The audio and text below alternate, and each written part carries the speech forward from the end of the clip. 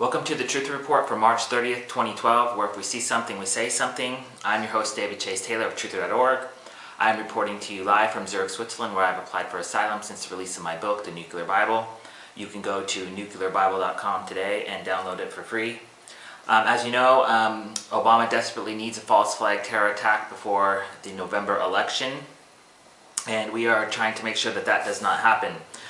In the description of this video is a link to an article entitled Race War False Flag at NCAA March Madness, a Real Possibility.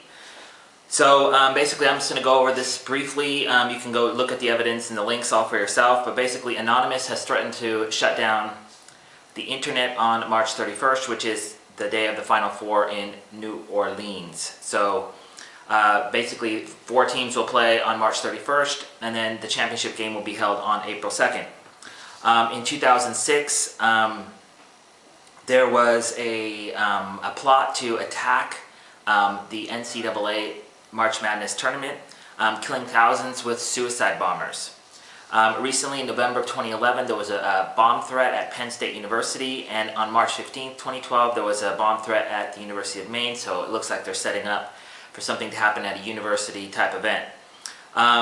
As you know, the history of NCAA is rich with massacres: University of Texas massacre, Kent State massacre, Virginia Tech massacre, and there's been a number of incidents involving guns, weapons, bombs, killings, murders, unidentified bodies, etc. going on at NCAA campuses. March 31st historically is when a plane crashed with the head football coach of Notre Dame University back in 1931. Also, just right after, on the Monday after the championship game, Jim Rohn, probably the most popular sports guy on TV and radio, is starting a new show. So I don't know, on the same network that is hosting the games. So interesting note there. Okay, so what type of attack would happen possibly? We're looking at maybe a suicide bomber or an acid attack. Acid attack is basically where somebody throws acid on somebody's face. They don't die, but they're disfigured for the rest of their life. And what would do more for or against race relations in this country if that type of attack happened? Coincidentally, just in the news is a Belgium acid attack from March 12, 2012. This happened a long time ago, but it's just going to trial right before the NCAA tournament. And also this woman that was attacked 7 years ago in a Pakistani acid attack just committed suicide in Rome. So just all right before this event. So it's a possibility. Also, it's a possibility is a suicide bomber in the stadium. Like I mentioned earlier, the 2006 plot to do that, there was just a suicide bomber was arrested by the FBI in Washington, D.C., which they had been priming him for. Also, this movie called Act of Valor, which just came out this year, talks about suicide bomb vests being sent to sports stadiums. So we know that this is a plan. Now, getting into the whole Trayvon Martin, Trayvon was murdered on March 26, 2012, and that day, Truther.org, we released a video talking about an impending false flag race war false flag that could happen. You can check out the information yourself, but basically we had the NBA All-Star Game, NASCAR Daytona 500, the Oscars, and Alex Jones' speech in Orlando, all occurring at the same time, on the same day. They moved up the events to coincide with this date. That's the night that Trayvon died. And there was an 8-foot fence built around the Amway Arena in Orlando, probably for a riot that never happened. There was a riot in Orlando a couple days before, and this was probably priming this whole race war scenario. The politics of Trayvon Martin, this poor kid, if he's not the biological son of Barack Obama, he's pretty, he looks like it. And I believe that this kid was targeted because he looked like Obama. And since he was murdered on this date that everything was supposed to go down, it's interesting because, you know, you have this Democrat representative going into the House floor wearing a hoodie. You have the Heat players wearing a hoodie. You have Obama speaking on it. So it's obviously like trying to stir up race tension in America. And also the Nancy Strait murder. This is a murder that hasn't really come into the light yet, but it was a white couple that was brutally, the female was brutally murdered and sexually assaulted by an African American.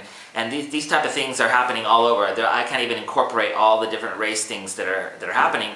But when people begin to focus on the Zionists and the true control, people that are controlling America and what's going on, it's time to pull out protocol number 3 of the protocols of Zion, which is getting everybody to fight with each other. So that's what's happening.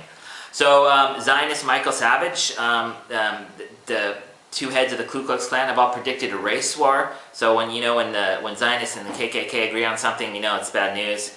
There's a brand new LAPD command center called Racer in LA. They've been doing military drills in LA. So obviously if racial riots happen, LA is probably the place. We have different people like Hal Turner, who is a neo-Nazi. Find out he worked for the FBI. Then we have Alex Jones, who's pretending to be a patriot, and we find out he works for Stratfor. So let's look at what's going on in Louisiana. There's been a number of terror drills going on, structural collapse drills, maybe the Superdome for an event there, also for a bioterror attack. We have this group called Project Exodus, which is a highly trained group of terrorists run by the government. It's basically a, quote, white group of ex-police volunteers. So we don't know if these will be used to attack. There was this major ignored terror warning in Mardi Gras that got a lot of media attention. And the Superdome itself, it's basically where the NCAA basketball tournament is going to be held, is obviously in Louisiana, which next door is to Georgia, where these anti-government militia guys were arrested in a bioterror attack. So there's a lot of different things that are going on. In New Orleans, we also have Bountygate, which is this whole thing with the NFL, where Sean Payton, the coach of the Saints, basically was paying players to hit people, and so on and so forth. So a lot of attention on New Orleans, where the game's going to be, and interestingly, the DHS and NCAA have a partnership together, and DHS has a partnership with the country of Israel, basically in 2008 and 2010. You can look at all the information there. Basically what it is basically that if something happens, if the Israeli Mossad attacks the United States, then nothing, they control DHS, so no investigations can happen. Okay, and just looking forward really briefly, Israel is the only nation that has not signed the 1972 Biological Weapons Convention. So if there is a major biological attack, either at the NCAA event or in the future, we know who to blame.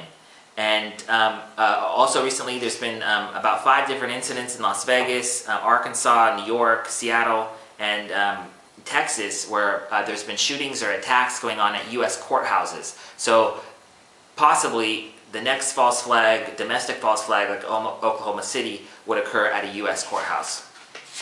And just wrapping up, if there's a cyber attack, like Anonymous has called for a cyber attack, we know that Israel has launched the Dooku virus and the Stuxnet virus, and so we know who to blame in that case also. And lastly, but not least, is the Obama assassination, which basically prominent Jewish media personalities have called for the assassination of Obama, and the Israeli newspaper Haaretz has said that basically Obama's election may usher in a political climate that could produce an assassination attempt. So we know what the plan is. Basically, I'm just encouraging people just to check this information out themselves. We know that the race situation in America is being fomented, it's being primed for some type of event to send it into warp speed. So we're trying to make sure that doesn't happen. Like I said, all this information is in an article linked in the description of this video. Please like and share our videos. And as I mentioned earlier, I've applied for asylum since releasing my book, The Nuclear Bible. And you can check out my asylum situation at davidchasetaylor.com. Our other websites, of course, are truther.org and nuclearbible.com. And of course, Obama CSI, which is exposing the future assassination of Barack Obama. So signing out from Zurich, Switzerland, David Chase Taylor. Peace.